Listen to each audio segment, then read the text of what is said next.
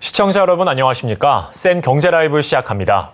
인구가 빠르게 줄어들면서 경제를 넘어 범국가적 위기를 맞이할 수 있다는 우려가 커지고 있습니다. 이 사회 각 분야에서 구조개혁을 단행해야 한다는 의견에 힘이 실리는데요. 첫 소식 성나균 기자입니다. 저출산 고령화 현상이 가속화되면서 구조개혁에 속도를 내야 한다는 목소리가 커지고 있습니다.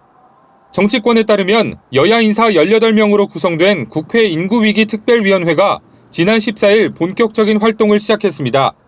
인구특위는 인구절벽 해결을 위한 정부의 대책을 점검하고 정책적 지원 방안을 강구하는 등 인구위기에 대한 대응 방안을 도출하는 데 총력을 기울인다는 방침입니다. 인구특위는 6대 핵심 과제를 설정해 구조개혁에 대한 사회적 논의를 본격화할 예정입니다. 6대 핵심 과제로는 일생활이 조화를 이루고 차별 없는 출산 양육 환경 조성, 청년층의 워라밸 정책, 생애주기별 돌봄 체계 확충 등입니다. 국회도 인구 문제 해법을 찾기 위해 나섰습니다. 가장 큰 문제가 인구 문제이기 때문에 인구의 그 저출산 고령화 문제를 어떻게 해결해 나갈 것인가. 또 거기에 수반되는 노동의 문제, 연금의 문제, 또 교육의 문제, 여러 가지 문제가 지금 복합적으로 구조적인 문제가 되기 때문에. 주호영 국민의힘 원내대표는 연금, 노동, 교육이 반드시 개혁돼야 한다고 의견을 보탰습니다. 주 원내대표는 저출산은 소리 없이 나라를 죽이는 암이라며 저출산을 극복하려면 온 국가가 필요하다고 강조했습니다. 박홍근 더불어민주당 원내대표는 인구위기가 이제는 현실이 됐다며 출산과 돌봄, 진학 등 모든 면에서 국가 책임을 강화해야 하고 획기적이고 과감한 대안을 제시해 국가적 위기 상황을 돌파해야 한다고 강조했습니다. 당정이 앞장서서 우리 사회 전반의 개혁을 주도하고 있는 만큼 구조적 혁신을 통해 인구위기로 촉발된 다양한 문제가 해결될지 주목됩니다. 서울경제TV 성나균입니다. 네, 지금 성나균 기자가 스튜디오에 나와 있습니다. 조금 더 자세한 이야기 들어보도록 하겠습니다. 안녕하십니까? 안녕하세요. 예. 인구위기로 인해서 이 다양한 문제가 발생하고 결과적으로는 우리나라에 치명적인 악영향을 끼칠 수 있지 않습니까? 이걸 방지하기 위해서 이 사회 각 분야에서 구조개혁이 시급한데 사실 구조개혁이라는 말이 굉장히 포괄적인데요. 구체적으로 어떤 부분이 해당될까요? 네, 사실 구조개혁이라는 단어는 사회 여러 분야에 적용될 수 있는 개념입니다. 예. 그중에서도 이 저출산 고령화에 초점을 맞추면 크게 두 분야로 나뉠 수 있습니다. 우선 저출산 문제를 해결하기 위해서 일자리, 주거, 교육 등 시스템을 바꾸는 내용들이 포함됩니다.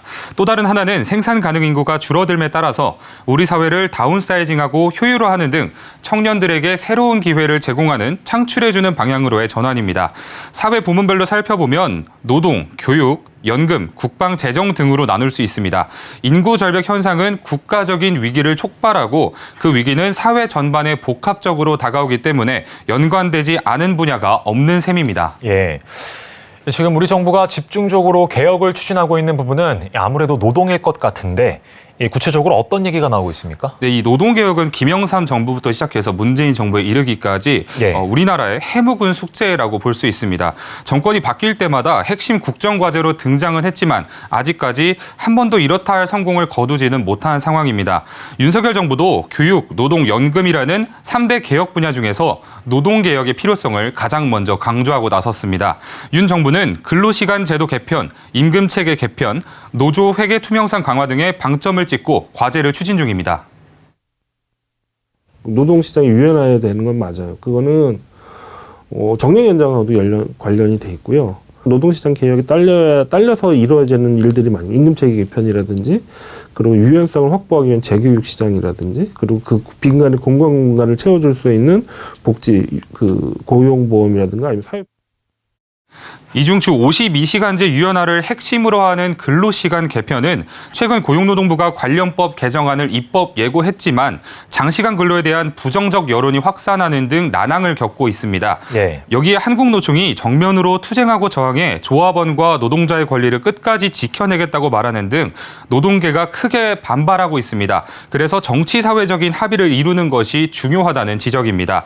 최광 전 보건복지부 장관은 노동개혁이 성공하려면 개혁의 목적과 수단, 개혁 방향, 개혁 대상과 과제 선정 등에서 통합성이 확보돼야 한다며 세계 각국의 성공한 노동개혁 뒤에는 언제나 지도자와 정치권의 대화합과 노사 간 대타협이 있었다고 설명했습니다. 예, 노동개혁이 중요하다는 건 알겠는데 그럼 다른 분야에서는 어떤 개혁이 필요할까요? 노동 다음으로 얘기가 나오는 분야는 교육입니다. 예. 학령 인구 감소에 맞춰서 지방교육 재정 교부금을 개편해 대학과 평생교육에도 쓸 수 있도록 하는 한편 반도체와 인공지능 등 첨단 분야의 교수진과 연구 장비가 부족한 현실을 타개하기 위한 다방면의 노력이 필요한 상황입니다. 연금 개혁도 시급한 과제로 꼽힙니다. 국민연금은 2039년에 적자로 돌아서서 2055년에 고갈될 것으로 예상되고 있습니다. 연금보험 요율을 단계적으로 높이고 수급 시기를 늦추는 등 용기 있는 결단이 필요한 상황입니다. 재정과 공공부문의 건전성 또한 산적해 있는 과제입니다. 우리나라의 국가 채무 비율은 2010년대 30%대였다가 작년 기준 49.7%까지 높아졌고 올해는 49.8%로 전망되는 상황입니다. 조동철 한국개발연구원 원장은 나랏빚이 계속 쌓여가면 국가 경제의 기초 체력이 떨어지고 언젠가는 국가 신용등급이 내려가서 경제 위기가 올 수도 있다고 우려했습니다. 결과적으로는 인구 위기와 맞물려 발생하는 여러 문제들에 거시적이고 종합적인 관점으로 접근해야 한다는 목소리가 나옵니다. 이 문제를 구조적으로 풀어나가는 데 대한 종합적인 대책이 필요하다 이렇게 생각을 합니다. 따라서 어떤 단순한 한 부분만의 개혁으로 이런 것들이 이루어지는 것이 아니고 정치라든지 사회라든지 문화라든지 또는 국제관계까지도 포함을 한 개혁과 혁신이 필요한 시대라고 이렇게 생각을 하고 있습니다. 예, 말씀해 주신 이 많은 문제를 그러면 풀기 위해서 정부는 어떤 역할이 필요할까요? 네, 여러 부분에서 개혁을 성공적으로 완수하기 위해서는 정부 부처별로 다른 전략을 가지고 대응해야 한다는 목소리가 나옵니다. 예를 들어서 교육부는 정책 리더십을 가지고 수도권과 지역의 대학을 비롯한 교육 격차를 조정, 해소해야 하고요.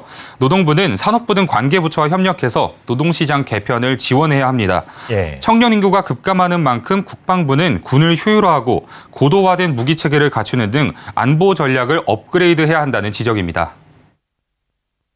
부처마다 시기와 내용이 다른데 이걸 정부의 모든 걸로 하면은 사실 실행 부처들이 도망갈 수 있는 기회만 적극적인 회피할 수 있는 기회만 주기 때문에 그것이 아니라 부처별로 명확하게 문제 발생 시기와 문제의 내용을 정해놓고 로드맵을 그리게 하고서 숙제로서 이걸 풀게 해야 됩니다.